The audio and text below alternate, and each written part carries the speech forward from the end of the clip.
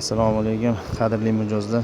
Mana qo'limda bitta 6 ta bandli, bitta 5 ta bandli, bitta 8 ta bandli pomidor turibdi.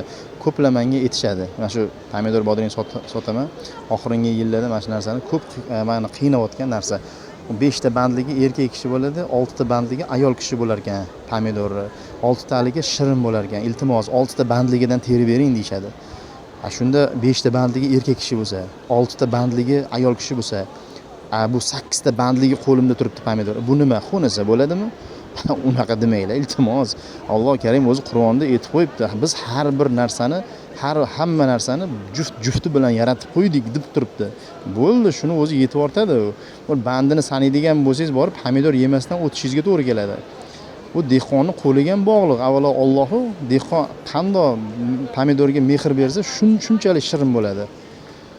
Bittalarga ayamasdan